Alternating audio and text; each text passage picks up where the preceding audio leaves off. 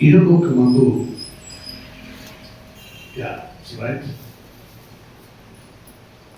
ఇహలోకమందున్న క్రైస్తవులలో ఒక పెద్ద అనుమానం ఏముందండి? ఏముంది చెప్పండి. అది కూడా అనుమానమే. అనుమానం కూడా అనుమానం, అనుమానం కూడా అనుమానం. అయ్యో క్రైస్తవులలో ఒక అనుమానం వారిలో బలంగా ఉంది. అనుమానం ఎట్లాంటిదంటే, వస్తారా లేదా, ఇస్తారా లేదా, అమ్మది ఒక అనుమానం. కన్నుకు కనపడలేని దేవుడు ఈ 21వ శతమానంలో ఆరాధించడానికి జాతి, మతము, కులము, భాషలు, ఊరు, మధ్యలో నుండి వేరు చేసిన దేవుడే నా దేవుడు. హల్లెలూయా. ఏమైనా వారి కళ్ళలో చూస్తేనే వాళ్ళు దేవుడిని ఒప్పుకోవటం.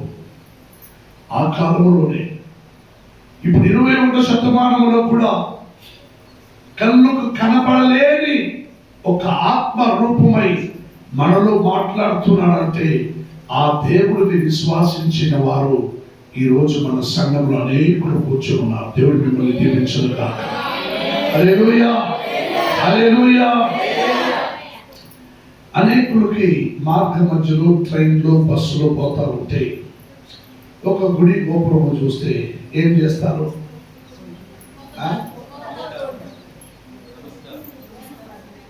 ఏమంటే నేను మాట్లాడేదంతా తక్కువ ఇస్తుంది. అది కూడా అనుమానమే, అది కూడా అనుమానమే. అందుకే అనుమానం కలిగి ఉండకూడదు అని ప్రభు యేసు అంటున్నారు. హల్లెలూయా. లూకా సువార్త గ్రంథమందు 12వ అధ్యాయం 29వ వాక్యం చదవండి. లూకా సువార్త గ్రంథంలో 12వ అధ్యాయం 29వ వాక్యం చదవండి.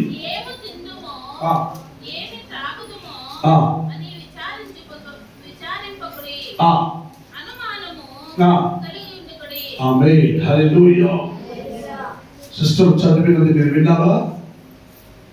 ఏమి తిందామో, ఏమి తాగుదామో అని విచారం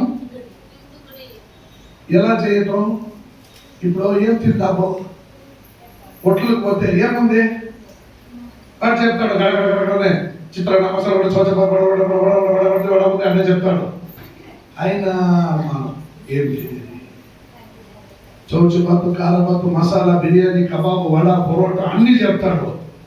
అయినా అనుమానం ఏం తినేది? నీ బ్రతుకే అనుమానం. హల్లెలూయా. నీ బ్రతుకే అనుమానం. అనుమానంతోనే జీవితం అంతా బ్రతుకుతున్నావని నా దేవుడు అంటున్నాడు. నువ్వు అనుమానం పడకుడి. హల్లెలూయా. నువ్వు అనుమానం కలిగి ఉండకుడి, అనుమానం పడకుడి. హల్లెలూయా. 12వ అధ్యాయంలో 11వ వాక్యం నుండి చదవండి. దేవుడు అనుమానం పడకుడి అని ఎవరితో ఎందుకు చెప్పారు? హల్లెలూయా, హల్లెలూయా. చదవండి 11వ వాక్యం నుండి. ఆ జన సమూహములో ఒక్కడు బోధకుడా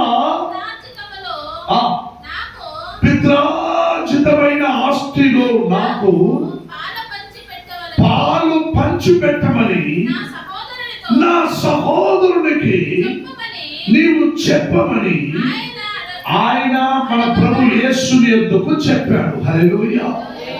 గమనించండి, యేసు ప్రభు ఆ ప్రాంతమంతటిలో తిరిగి సువార్త ప్రకటించుకుంటూ పరలోక రాజ్యం సమీపమైనది, పరలోక రాజ్యం సమీపమైనది అని చెప్పుకుంటూ, మీ అందరూ నా మాటకు శ్రద్ధగా విని ఆ మాట యందు నడుచుకుంటూ కైకొని నడవండి, ఆ ప్రకారం జీవించండి, దేన్ని ఆశించకండి అని ఆయన అందరికీ హెచ్చరించుకుంటూ చెప్పుకుంటూ, సందేహపడుతున్న వారిని లేవనెత్తబడి మరణించిన వారిని జీవమును ఓదార్చి, బలహీనములో ఉన్న వారిని బలపరిచి, కళ్ళు లేని వారికి కళ్ళునిచ్చి, గుడ్డి వారిని నడిపించుకుంటూ, నా ఎద్దుకు ఎన్ని బంగారము లేకపోయినా నాలో ఉన్న విశ్వాసం నీకు ఇస్తున్నానని ఆయన ఆ ప్రాంత్యమంతలో చెప్పుకుంటూ తిరుగుతా ఉంటే, ఓ నాయన, ఆయన చుట్టూ వెయ్యి మనుషులుగా ఓ ప్రభువా అని ఆయన వెనకే తిరుగుతూ యేసు వెంటనే వెంబడుతున్నాడు. హల్లెలూయా. యేసు పరలోక రాజ్యం సమీపమైనది అని అంటూ తిరుగుతా ఉంటే, ఆ జనాల మధ్యలో ఉన్నవాడు ఒక్కడు ఏమన్నాడండి? బోధకుడా, మా తాత పిత్రాజితి ఆస్తి ఉంది, ఆ పిత్రాజితి ఆస్తిలో నువ్వు మా అన్నకి చెప్పి నా భాగం నాకు ఇప్పిమని అడిగినాడు. హల్లెలూయా.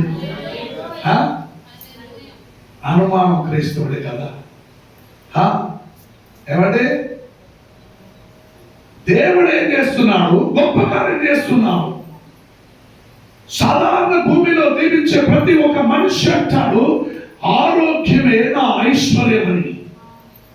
దేవుడు స్వస్థపరచుకుంటూ, స్వార్థ ప్రకటించుకుంటూ, దేవుడి రాజ్యము చెప్పుకుంటూ, ఆయన అందరినీ ధైర్యపరచుకుంటూ, బలపరుచుకుంటూ వస్తా ఉంటే, నా పిత్రాజితి ఆస్తిలో సగం భాగం నాకు రావాల్సిన దాన్ని నాకు మా అన్న దగ్గర నుంచి తీసిమని అంటున్నాడు.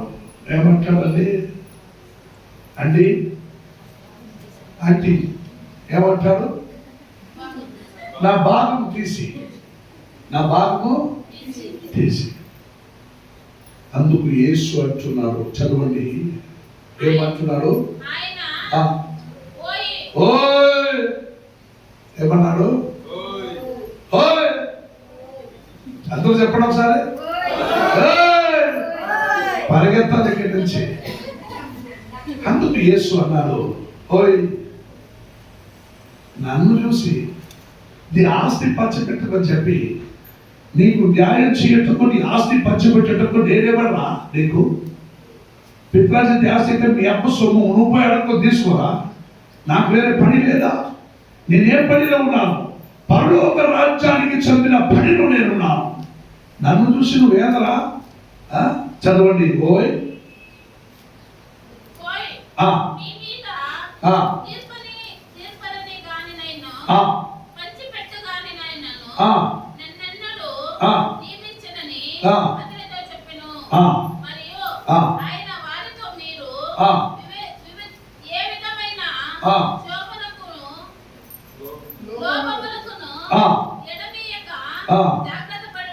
గమనించండి, సువార్త ప్రకటించుకుంటూ పరలోక రాజ్యం సమీపమైనదని చెప్పుకుంటూ దేశమంతటిలో, దేశవ్యాప్తి, గ్రామ పట్టణములో క్రైస్తవు ఆ పని పూర్తి చేయించుటకు. ఎందుకంటే నా పని నా త్వరలో ముగించాలి, నాకు చాలా కాల సమయం ఉండదు.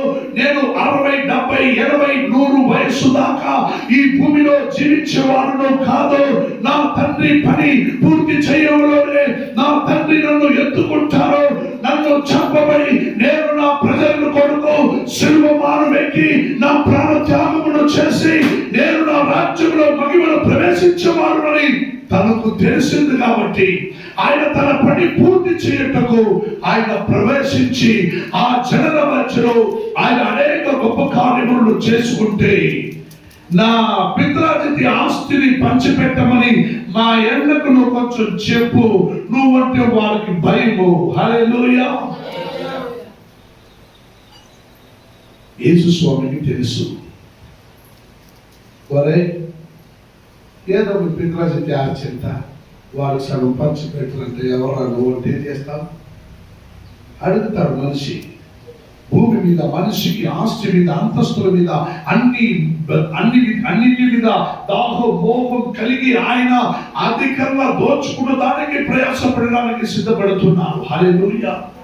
ఆస్తుల కోసం, అంతస్తుల కోసం, అన్ని కార్యాలని అన్ని నాది అనుకుంటూ అన్నిటిని దోచుకోవడానికి ప్రయాసపడుతున్నాడు భూమిలో మనిషి. కానీ దేవుడు అంటున్నాడు, నీ పిత్రాజితి ఆస్తిని పంచిపెట్టమని చెప్పి మీ అన్నకి చెప్పడానికి నేనేమను?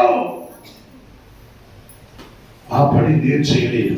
అని చెప్పి ఒక ఉపమానం చెబుతున్నాను. ఏం చెబుతున్నాడండి? ఒక ఉపమానం చెబుతున్నాడు. మీ మీద తీర్పు తీర్చడానికి నేను ఎవడు అని చెప్పిన తర్వాత తన శిష్యులతో చెబుతున్నారు. తోడుగా ఉన్న శిష్యులతో, వారి మాట విని మీరందరూ పోయి మీ అబ్బా నాయన దగ్గర, అమ్మ నాయన దగ్గర నా పితృనిధి ఆస్తులు భాగమని చెప్పి అడుగుని ఉన్నదండ్రా. నాతో ఉన్నవాళ్ళ శిష్యులు చెబుతున్నారు అంటే అదే కదా లెక్క, అదే కదా. తనతో పాటు సేవ మార్గమందు ప్రయాసపడి వెయ్యం పగలు యేసుక్రీస్తుతో తోడుగా ఎక్కడికి వెళ్ళినా అక్కడికి ప్రయాణం చేస్తున్నారు శిష్యులు. వారి మనసులో నేను ఈ వెనకాల తిరుగుతా ఉంటే మా అన్న మా తమ్ముడు నా ఆస్తులని కబ్జా చేస్తున్నారు ఏమో, వారు నాయన నేను వెళ్ళి వెంటనే మా అన్న తమ్ముడు దగ్గర ఆస్తిని తీసుకుంటారని అంటున్నాడేమో. హల్లెలూయా. మనిషి మధ్యలో సందేహం ఎప్పుడు చూసినా యేసు ప్రభు తోడుగా ఉన్నప్పుడే తనలో ఉన్న శిష్యులలో ఒక సందేహం. యేసు కళ్ళారా వారు చూడగా అద్భుతం చేయుచున్నగానే వారిలో ఒక సందేహం, ఇవి నెరవేరుతాయా లేదా, నడుతాయా లేదా, ఇవి అవునా అవ్వదా, సందేహం తన వారిని చూసి. అందుకే యేసు అన్నాడు, నీవు సందేహం పడకుడి. హల్లెలూయా. పైకి వాక్యం చదవండి, 11 నుండి ఒక్కొక్క వాక్యం చదువుకోండి, 29 వరకు. Please read. వారితో ఉపమానము చెప్పెను. ఒక ధనవంతుడు భూమి, గమనించాలి ఈ వాగ్దానం, గమనించాలి. ఒక ధనవంతుడు భూమిని సమృద్ధిగా పంటను పండెను. అప్పుడు అతడు నా పంట సమకూర్చుకున్నటకు, చేర్చి పెట్టుకున్నటకు నాకు స్థలము చాలదు అని గనుక నేనేమి చేతునని తనలో తాను ఆలోచించుకుని నేను ఇలాగూ చేసుకుందామని అనుకున్నాడు. ఎలాగో చదవండి. నా కొట్లు అంటే దవస ధాన్యం అంతా వేసి పెట్టి ఒక కొట్లు. హల్లెలూయా. నా కొట్లు చిన్నగా ఉంది, దాంట్లో 13 బస్తాలు మాత్రమే పెట్టగలవు. నా పంట అయితే ఓని పంట పెరిగింది, అన్ని పంటలు ఆ కొట్టులో నేను పెట్టలేకపోయినాను. కాబట్టి ఆ కొట్టుల్ని నేను విప్పి నేను పెద్దగా కొట్లు కట్టబడి అందులో నేను చేసిన పంట, నేను చేసిన నా ఆస్తి పాస్తులన్నీ ఆ పంటలో ఆ కొట్టులో పెట్టుకుందామని ఆలోచించుకుంటూ, ఎవరి చేతికి దొరకకుండా నేనే పెట్టుకొని నేనే తినుకుంటూ నేను సంతోషంగా సుఖంగా ఈ భూమిలో ఉన్నంత కాలం బ్రతుకుదును అని అనుకున్నాడు. హల్లెలూయా, హల్లెలూయా, హల్లెలూయా. ఈ మాట తన శిష్యులతో ఉపమానంతో ఎందుకు చెప్పాడంటే, పైకి చదవండి.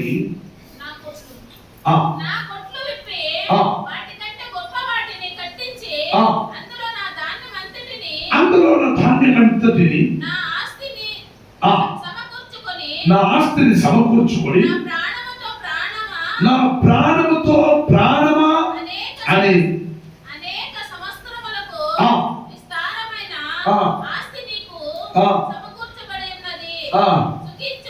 సుఖించుము, తినుము, తాగుము అని చెప్పుకుంటూ సంతోషించుమని చెప్పుకొందునని, అలా చెప్పుకుందాము అని అనుకున్నాడు. హల్లెలూయా.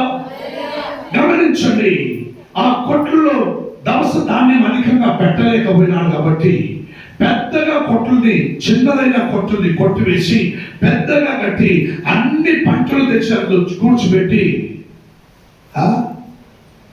పాత నిబంధన గ్రంథంలో మీరు ఒక వాక్యం చదివినారంటే దేవుడు అంటున్నాడు, ప్రతి ఒక్క వ్యవసాయ రైతుడు తాను చేసిన పంటని తానే పెట్టుకోకూడదు, అది వాడు అమ్మి వేయాలి.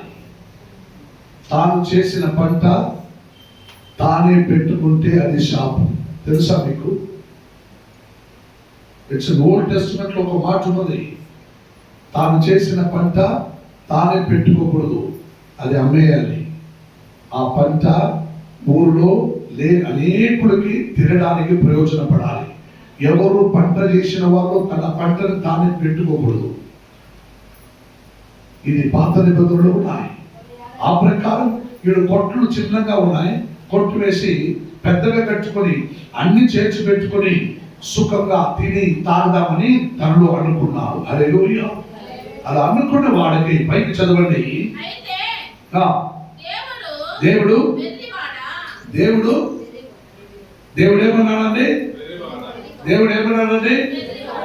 వాళ్ళ అనుకున్న వాడిని చూసి దేవుడు ఏమన్నాడు? ఒరే ఎర్రోడా, వెర్రివాడా, అది వాక్యంలో ఉన్నాయి. ఒరే ఎర్రోడా అని చెప్పండి. ఒరే ఎర్రోడా, ఇప్పుడు అర్థమైందా? ఒరే ఎర్రోడా అంటే దేవుడు అంటున్నాడు, ఒరే ఎర్రోడా. చెప్పండి, చదవండి. ఎర్రివాడా, ఈ రాత్రి నీ ప్రాణమును నీ దగ్గరకు వచ్చి నిన్ను అడుగుతారు, అప్పుడు నీవు సిద్ధపరిచిన నీవు సిద్ధపరిచి చిన్న కొట్లని కొట్టి పెద్ద కొట్లు పెట్టుకుని దవస్తానంతా చేర్చి పెట్టుకుని నగలు సొమ్ములంతా పూడ్చి పెట్టుకుని ఎవరికి తెలియకుండా బీరులు తాళం వేసి పెట్టుకుని అంత మూట కట్టి పెట్టుకుని అంతా ఉండాలి. ఈ రోజు రాత్రి నీ ప్రాణముని ఎత్తుకొచ్చి ఇవ్వమని అడిగితే నువ్వేం చేస్తావురా? నీ ఆస్తులు సొమ్ములు ఇల్లు వాకులు అని ఎవరు నవ్వుతావురా? హల్లెలూయా. ఎవరు నవ్వుతాయి? దేవుని వాక్యం ఎంత అందంగా అడుగుతున్నది. ఒరే ఎర్రోడా, ఒరే ఎర్రోడా. ఎవరిలా చెప్పాడు ఎర్రోడని? నువ్వు ఎర్రోడు, మీ అబ్బాయి ఎర్రోడు, మీ తాత ఎర్రోడు, నన్నెందుకు చెప్తా ఎర్రోడు అంట. హల్లెలూయా. ఆ మాత్రం చెప్తావు. కానీ ఇక్కడ దేవుడు అంటున్నాడు, ఒరే ఎర్రోడా, ఈ రోజు రాత్రి ఎర్రోడు దేవుడి ఏది? దేనిపైనండి? ఆస్తుల మీద, కొట్ల మీద, దవస్తాన్యం మీద, సొమ్ముల మీద, దీని మీద ఏరిగా ఉండేవాడు, ఏరిపోయినోడు. అందుకే దేవుడు నాడు, ఎర్రోడా, నీ ఆస్తి అంతస్తు ఈ రోజు రాత్రి నీ ప్రాణం వచ్చి అడిగినప్పుడు ఇవన్నీ ఎవరు పాలవుతావురా? ఎవరి పాలవుతుంది? హల్లెలూయా. పైకి చదవండి. అతనితో చెప్పాను, దేవుడి ఎడల ధనవంతుడు కాక తన కొరకే సమకూర్చుకునేవాడు అలాగనే ఉండునని చెప్పాను. అంతటా తన శిష్యులతో ఇట్లా నేను మీ హేతు చేత మీరు ఏమి తిందుము అని, మీ ప్రాణమును గూర్చి ఏమి ధరించుకుందామని, మీ దేహమును గూర్చి చింతించుకుని, ఆహారము కంటే ప్రాణము, వస్త్రము కంటే దేహము. ఆమేన్. హల్లెలూయా. హల్లెలూయా. రేపు ఎల్లుండి మనం ఏం పెట్టుకొని తిందాము, ఏం పెట్టుకొని తిందాము, ఏమి తాగుదామని ఆలోచించుకుంటూ ఉండవద్దు. ఎందరి ఇంట్లో మూటలు రాగి ఉన్నాయి. ఉన్న వాళ్ళు చేయొద్దని, లేని వాళ్ళు చేయొద్దని మా ఇంట్లో లేదు. అది మా ఇంట్లో రాగి లేవు, వడ్లు లేవు, బస్తాలు లేవు, మూటలు లేవు. హల్లెలూయా. మిగిలిన వాళ్ళందరూ పెట్టుకున్నారని అర్థం. Hallelujah. It's not wrong.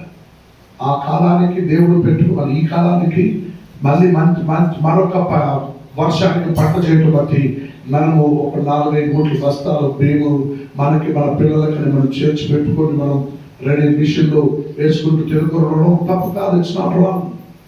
But పూర్తి పంటను నువ్వే పెట్టుకుంటూ తిందామని అనుకుంటే అది శాపం. పూర్తి పంటని మనమే పెట్టుకున్నాం, అది శాపమే. అందుకే దేవుని వాక్యం పలకరించినట్టుగా మీకు మీరు మరి ఎంతో నిశ్చయముగా వాక్యం చదవండి సిస్టర్. కాకుల సంగతి విచారించి చూడుడి. కాకుల సంగతి. కాకులు అంటే ఏమిటండి? అందులో ఒకసారి చెప్పండి. కాకి వచ్చినాయి. కాకిల సంగతి విచారించి చూడుడి, అవి విత్తము, పోయి పని చేయదు, ఎవరి దగ్గర పోయి అప్పడగదు, దేని గురించి ఆలోచన చేయదు, అది స్థానిక స్వతంత్రంగా అది తిరుగుతూ ఉంటాయి. కొట్లు ఏమైనా చేసి పెట్టుకుందా, చిన్నగా ఆ గడ్డి తీసుకుపోయి అడాడన్న గూడు తీసుకుని వానలో తడిచిపోకూడదు, గుడ్లు పెడితే బిడ్డలు కాపాడుకోవాలని. అవి తప్ప కొట్లు చేసి పెట్టి దవస ధాన్యం కాకులు కూర్చిపెట్టుకోదు, సంపాదన కూడా చేయదు. అయితే ఆ కాకిని పోయి విచారించి చూడండి, అవి పని చేయదు, సంపాదించదు, కాకిని పోషించేవాడైన దేవుడు కాకికైనా గొప్పవాడైన నిన్ను పోషించడా అని దేవుడు అడుగుతున్నాడు. హల్లెలూయా.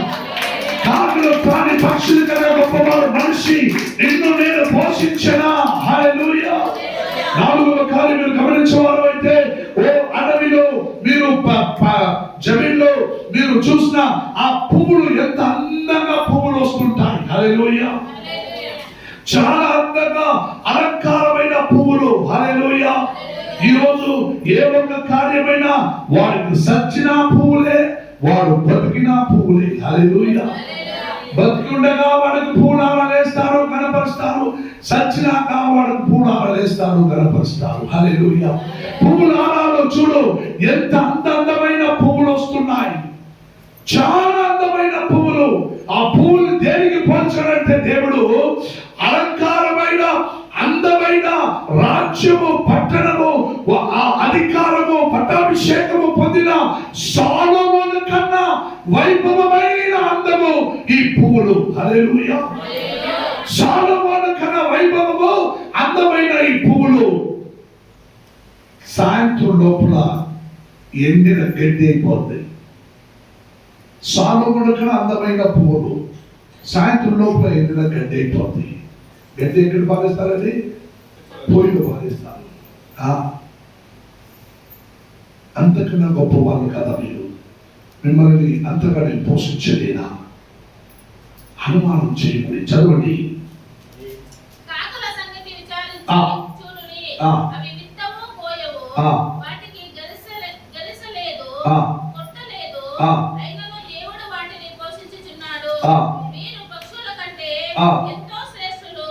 మరియు మీలో ఎవడు చింతించుట వలన తన ఎత్తును మూరడెక్కువ చేసుకొని గలడు. కాబట్టి అన్నిటికంటే తక్కువైనవి మీ చేత కాకపోతే లెక్కిన వాటిని కూర్చి మీరు చింతింపలేరా? పువ్వులు ఎలాగో ఎదుగుచున్నాడు, ఆలోచించుడి. అవి కష్టపడవు, వడకవు, ఆయనను తన సమస్త వైభవముతో కూడిన సొలొమోను సహితము వీటిలో ఒకదాని వలనైనా అలంకరింపబడలేనిదని మీతో చెప్పుచున్నాను. నేను పొలములో ఉండి రేపు పొయ్యిలో వేయబడు అడవి గడ్డి దేవుడిగా అలంకరించిన ఎడల అల్ప విశ్వాసులారా మీకు మరి ఎంతో నిశ్చయముగా వస్త్రములనిచ్చును. ఏమి తిందామో ఏమి తాగుదామో అని మీరు విచారింపకుడి, అనుమానము కలిగి ఉండకుడి. హల్లెలూయా. నీ జీవితం అంతటిలో దేవుడికి తెలుసు ఏం తినాలా, ఏం చేయాలి. ఆడవాళ్ళకైతే ఇంట్లో అదే అనుమానం, పెద్దలు ఉదయం అయితే సాయంత్రం వరకు. పొద్దునే ముళ్ళకి సాంబార్ చేసినాను, ఇప్పుడు ఏం చేసేది?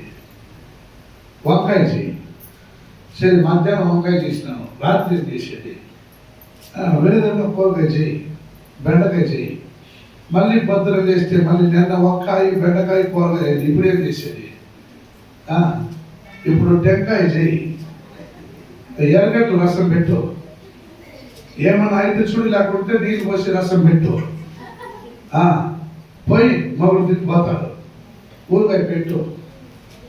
సందేహం, ప్రతి దానికి ఒక సందేహం. అందుకే దేవుడు అన్నాడు, ఏమి తిందామో ఏమి తాగుదామని నువ్వు చింతించుకుని అనుమానం పడకుడి, అనుమానం కలిగి ఉండకుడి. ఎందుకంటే ఫిలిప్పీయులకు రాసిన పత్రిక 4వ అధ్యాయంలో, ఫిలిప్పీయులకు రాసిన పత్రిక 4వ అధ్యాయంలో ఫాస్ట్ గా చదవండి. 5వ 6వ వాక్యంలో మీరు గమనించేవారు అయితే 5వ వాక్యం చదవండి. మీ సహనమును సకల జనులకు తెలియబడనీయుడి. ప్రభు సమీపముగా ఉన్నాడు. ప్రభువు సమీపముగా ఉన్నాడు. దేనిని గూర్చి మీకు ఆవశ్యకతలు ఉన్నాయో దానిని బట్టి నువ్వు ఏమి చేయాలంటే ప్రభువుని ఎందుకు చింతించుకున్న 24 గంటల సేపు నీ ఆవశ్యకతలను చెప్పి చెప్పి ప్రార్థించుమని దేవుడు అంటున్నాడు. హల్లెలూయా, హల్లెలూయా. ప్రార్థించు, ప్రార్థించు, ప్రార్థించు. జ్ఞానము ఆకాశంలో పారాడే ఆ విమానమును తయారు చేయటకు దేవుడు దైవ జ్ఞానము మనిషికి కలుగజేశాడు. ఒక ట్రైన్ ఊరి నుంచి మరొక దేశ రాజ్యానికి వెళ్ళడానికి ఒక ట్రైన్ కనిపెట్టడానికి మనిషికి జ్ఞానం, దైవ జ్ఞానం దేవుడు అనుగ్రహించాడు. ప్రతి ఒక్క వాహనం, ప్రతి ఒక్క మనిషి చేతిలో ఉన్న ఈ నాటికి ఇప్పటికీ ఇప్పుడు కూడా ఒక మొబైల్, ల్యాప్టాప్, అనేక విధమైన మనిషికి కావాల్సిన ఆవశ్యకతలని నీ చేతిలో అందుబాటిస్తున్న ఆ జ్ఞానము, దైవ జ్ఞానము నా దేవుడే కలిగ చేయించున్నాడు. అదైతే జ్ఞానం అనేది నా దేవుడి నుండి రావాలి. ఏమి తిందాము, ఏమి చేద్దామని జ్ఞానము లేక ఎర్రవాళ్ళలాగా మీరు ఏదో ఒకటి చేసుకుంటూ తిరగవద్దండి. హల్లెలూయా. ఫారిన్ లో పోతే వాళ్ళు ఏం చేస్తారంటే, ఫారిన్ మనుషులు ఆ రోజుకి ఆ వారానికి లిస్ట్ వేసుకుంటారు. దాన్ని ఫ్రిడ్జ్ మీద అర్పిస్తారు. ఫ్రిడ్జ్ మీద పొద్దునే మండే వాట్ బ్రేక్ఫాస్ట్ అదే తినాలి, ట్యూస్డే ఏమి తిందాం, వెడ్నెస్డే ఏంటి, అన్ని రోజులు బ్రేక్ఫాస్ట్ ఏమిటి, లంచ్ ఏమిటి, డిన్నర్ ఏమిటి దాంట్లో రాసి పెట్టుకుని ఉంటారు. దాన్ని బట్టి ఇక్కడ అంతా పోతుంటారు. మీరు ఎప్పుడైనా మాది రాసి పెట్టుకుంటూ సోమవారం నేను ఉప్మావే చేస్తానంటే నీ కొడుకు వద్దు చెప్పది కాబట్టి మళ్ళీ మారుతావు. అదే పోయా. ఒక నిర్ణయం ఉండాలి, ఒక అనుమానం లేని, ఒక వంట చేసే విషయంలోనైనా సరే, నువ్వు తినే విషయమైనా సరే, నువ్వు బ్రతికే విషయమైనా సరే, నీ జీవిత కాలం అంతయు అనుమానం పడవద్దు. హల్లెలూయా. అనుమానం లేక, అందుకే అపోస్తలుడైన పౌలు 4వ అధ్యాయం 3వ వాక్యంలో చెప్పిండు, దైవ కృప అందరి యందు అధికముగా ఉండెను. చదవండి. అపోస్తలుడైన కృత్యులు 4వ అధ్యాయం 33వ వాక్యం ఫాస్ట్ గా చదవండి, కొంచెం టైం లేదు. ఇదేగాక అపోస్తలులు బహు బలముగా ప్రభువైన యేసు పునరుత్థానమును గురించి సాక్ష్యం ఇచ్చిరి. గమనించండి, అపోస్తలుడైన పౌలు ప్రభువైన యేసు పునరుత్థానము గురించి గట్టిగా సాక్ష్యం ఇచ్చిరి. ఏమని? నేను ఈ విధంగా మన ప్రభు యేసు ఇగో ఈ భూమి యందు 33 సంవత్సరాలు నా కోసం భూమిలో బ్రతికి జీవించి అన్ని కార్యాలు చేశారు. తన మహిమను విడిచి వచ్చారు, తన మహిమలో మరలా చేరుకున్నాడు అని ఆయన జీవితం పునరుత్థానం గురించి గట్టిగా సాక్ష్యం ఇచ్చాడు.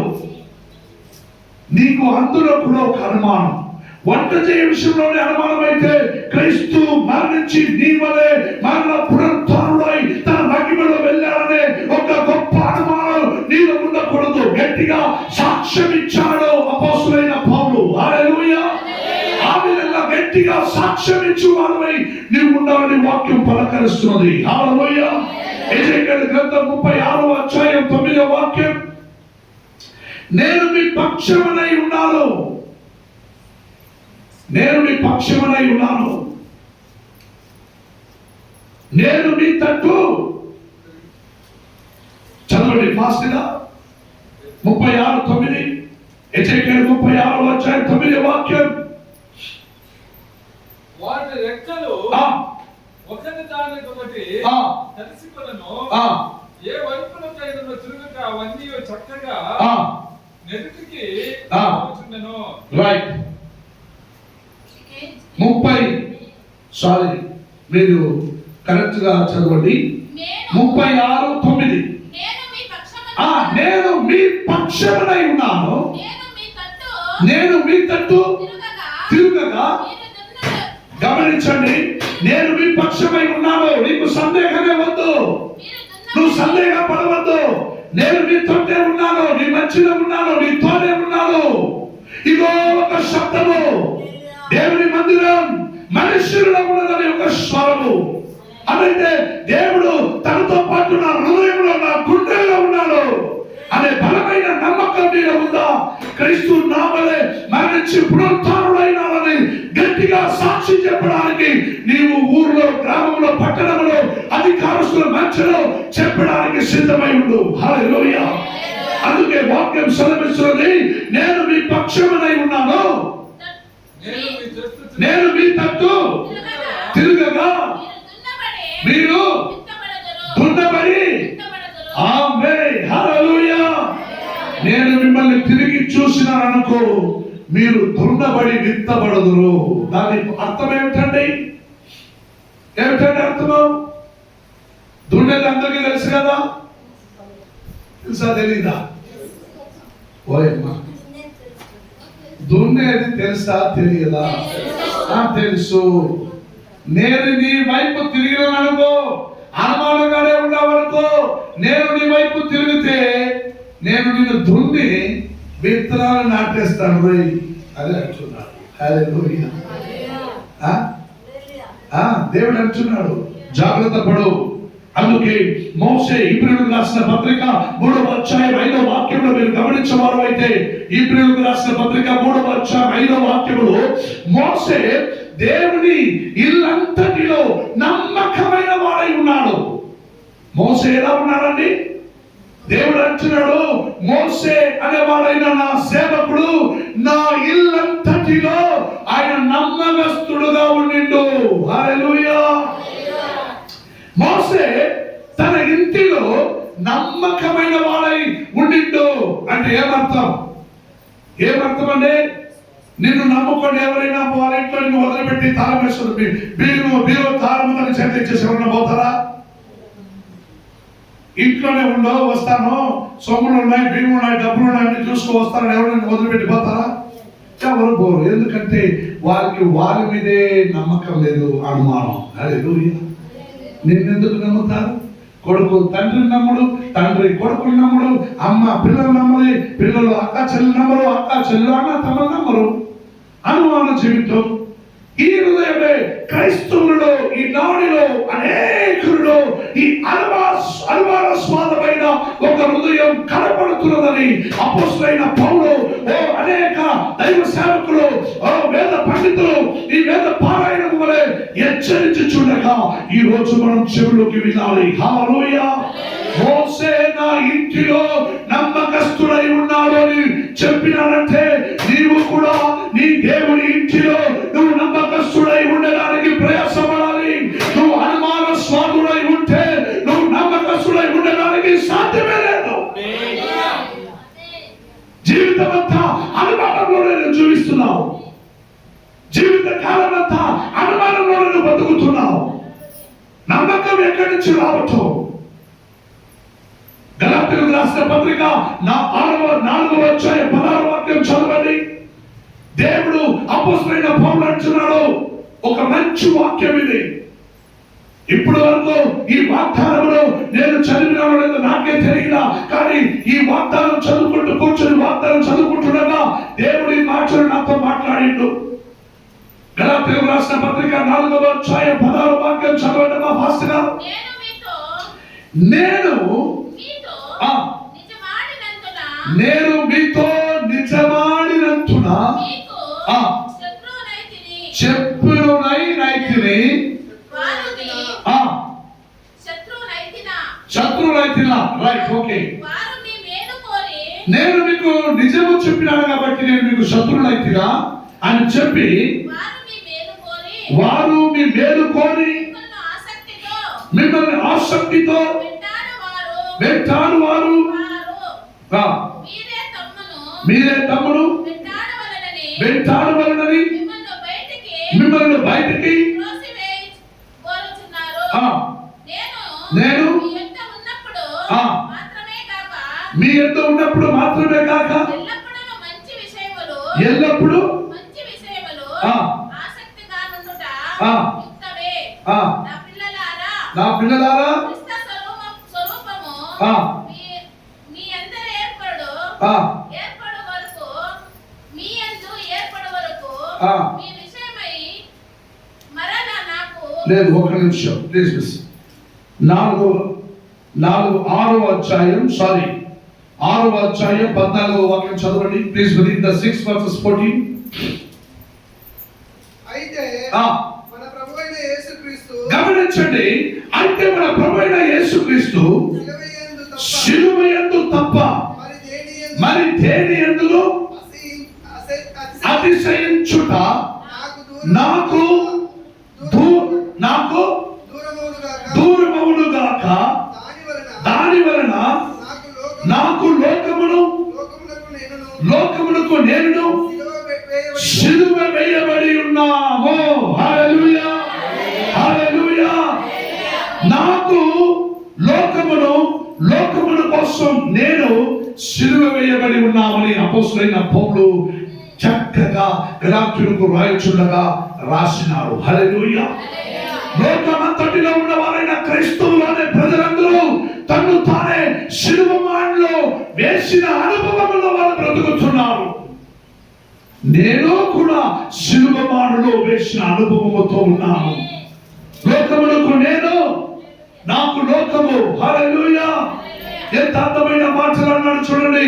నాకు లోకమునకు నేను శిలువ వేయబడి ఉన్నాము. హల్లెలూయా. అందుకే ప్రియమైన దేవుని చూడాలా, మీరు లూకా సువార్త గ్రంథమందు 12వ అధ్యాయంలో 3, 4, 5, 6 వాక్యము మీరు చదివిన వారైతే మీరు చీకటిలో మాట్లాడుకొనివి వెలుగులో వినబడను దేవుడు అంటున్నారు. నేను సందేహపడలేదు స్వామి, నేను సందేహపడలేదు. నేను 30 సంవత్సరాల నుంచి విశ్వాసిని, నేను 20 సంవత్సరాల విశ్వాసిని, నాలో సందేహం లేదు అని నువ్వు చీకటిలో 3వ వాక్యం చదవండి. అందుచేత మీరు గమనించండి మాటని. అందుచేత మీరు చీకటిలో మాట్లాడిన కొనవే వెలుగులో వినబడను. హల్లెలూయా. నువ్వు చీకటిలో ఎవరికి తెలియక నువ్వు తలుపులు వేసుకుని వాకిలు వేసుకుంటూ నువ్వు అంతరంగంలో నువ్వు ఏం మాట్లాడుతున్నావో నీకు తెలియదు. నీ సందేహం ఆస్వాదమైన నీ మాటలో నువ్వు చీకటిలో మాట్లాడిన ఆ మాటలో వెలుగులో వినబడను. హల్లెలూయా. నువ్వు అంధకారమనే చీకటిలో మాట్లాడినా అది నా ప్రభువునే, నేనే లోకానికి వెలుగునై ఉన్నానని చెప్పిన ప్రకారం ఆ మాటలో వెలుగులో వినబడని వాక్యం రాయబడి ఉన్నది. హల్లెలూయా.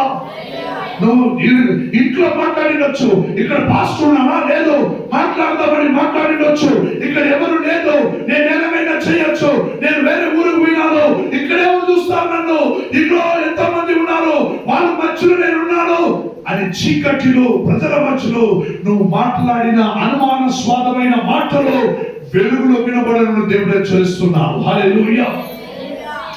దేవమును చెప్పిన వారికి నువ్వు భయపడకుడి. ఈ లోకం నిన్ను క్రీస్తు కొరకు గట్టిగా సాక్ష్యం ఇచ్చి బ్రతుకుతుండగా ఈ లోకము నిన్ను చంపబడుతుంది, అయినా భయపడవద్దు. నీ శరీరమును చంపి నీ ఆత్మను చంపలేని వారికి నువ్వు భయపడవద్దు. హల్లెలూయా. నీ గొంతు పోయవచ్చు, నీ ప్రాణం తీయవచ్చు, అంతే వాళ్ళ వల్ల సాధ్యము. నీ ఆత్మని చంపలేరు. హల్లెలూయా. నీ శరీరమును చంపి నీ ఆత్మను చంపలేని వారికి నువ్వు భయపడవద్దు. నీ శరీరముతో పాటు నీ ఆత్మను చంపుతున్న వారైనా చంపేది కాక నీ ఆత్మను నరకానికి పొమ్మని ఆజ్ఞాపించిన దేవుడికి భయపడవు. హల్లెలూయా. నా దేవుడికి భయపడవు. నీ ఆత్మ పైన అధికారస్తుడైన నా దేవుడు తన ఆత్మస్వరూపుడైన దేవుడై ఉన్నాడు. హల్లెలూయా. నీ శరీరంలో చంపే వారికి భయపడవద్దు, నిన్ను అవమానించే వారికి భయపడవద్దు, నిన్ను నిందించే వారికి భయపడవద్దు, నిన్ను కొట్టే వారికి భయపడవద్దు, నిన్ను చంపే వారికి భయపడవద్దు. నీ ఆత్మ ప్రాణం శరీరమును చంపే వారికి నువ్వు భయపడవు. అనుమానపడద్దు. హల్లెలూయా. అనుమానపడద్దు. నీ ఆత్మ ప్రాణం రెండును చంపేవాడికి నువ్వు భయపడు. అందులో ఈ వాక్యం సెలవిస్తున్నాయి. 5వ వాక్యం 3, 4, 5, 7 వాక్యం మీరు చదివి చూడండి. 7వ వాక్యం మీరు చదివినారంటే దేవుడు అంటున్నాడు, అనుమానపడద్దు, నేను నీ పక్షంగా ఉన్నాను. వాళ్ళు ఎంతవరకు చేయినా చేయి, నీ తల ఎంచుకులను కూడా నేను లెక్క పెట్టి ఉంటా. అంటే ఏమర్థం అండి? ఏమర్థం అండి? బయట చెప్తే అవి గలీజు మాట కూడా ఉండొచ్చు. దేవుడు అంటున్నాడు, నీ తల ఎంచుకులను కూడా నేను లెక్క పెట్టి పెట్టినాను. నీ తలలో ఎన్ని ఎంట్రుకులు అయింది, నా ఆజ్ఞ లేక ఒక్క ఎంట్రుకులు కూడా కింద పడదు. అంటే నీ ఒక్క ఎంట్రుకులను కూడా ఎవ్వరు పీకలేదు. హల్లెలూయా. ఎవరు ఏం చేయలేరు. Because of you are in the Christ. నేను క్రైస్తునందు బ్రతుకుతున్నాను. నా తల ఎంట్రుకులు కూడా నా దేవుడు లెక్క పెట్టి ఉన్నాడు. సందేహం అనేది లేదు. సందేహం అనేది లేకుండా నా దేవుని ఎందుకు నేను సాక్ష్యం ఇచ్చుచున్నాను. నా దేవుడు నా కోసం శిలువలో 6 గంటల సేపు ఓలలాడి మరణించి 3వ దినమున జీవముతో లేచి తన మహిమను పొందాడు. నాకెవరు ఏమి ఇచ్చినా సరే, ఇవ్వకపోయినా సరే, సందేహం అనేది లేకుండా, సందేహపడి నాజరేయుడైన యేసు నామములో నాలో ఉన్న సందేహమే నన్ను విడిచి పో. చెప్పండి, నాలో ఉన్న సందేహమే నాజరేయుడైన యేసు నామములో నన్ను విడిచిపో. చెప్పి చూడండి, సందేహమే ఉండదు. ఆడవాళ్ళని సందేహం తీర్చాలంటే కష్టమే. ఉప్పు వేసినానా లేదా, వాళ్ళు నెక్కి చూసే వరకు వాళ్ళకి గుర్తురాదు. వేసినాను, వాళ్ళకి అనుమానం. ఉప్పు వేసినానా లేదా, వాళ్ళకి అనుమానం. హల్లెలూయా. ఉప్పు వేసినానా లేదా మర్చిపోయింటారు. అది చూసుకొని బయటకు పోతే ఆయన వచ్చింది, ఉప్పు వేయలేదు అనుకుంటాను చెప్పి ఆమె ఒకసారి ఉప్పు వేసింది. హల్లెలూయా. చిన్న విషయంలోనే నీ అనుమానం నిన్ను విడిచిపోకుంటే, ఆకాశ భూమిని సృష్టించిన నా దేవుని విషయంలో నువ్వు ఎలా అనుమానం లేకుండా నువ్వు ఉండగలవు. నీలో ఉన్న అనుమానం తీసి పక్కన పెట్టు. అనుమానాస్వాదమైన ఏ సంగతులైనా సరే అన్యుల మధ్యలో నువ్వు విచారించవద్దు. దేవుడు అంటున్నాడు, అనుమానము కలిగి ఉండకూడదు, అనుమానము లేక బ్రతుకుడి. ఇంకా నేను అనుమానంలోనే ఉన్నాను అని వారు కూర్చొని, అనుమానమే లేదు అని చెప్పేవారు అనుమానం కింది వదిలిపెట్టి లేయండి. అనుమానం కింది వదిలిపెట్టండి.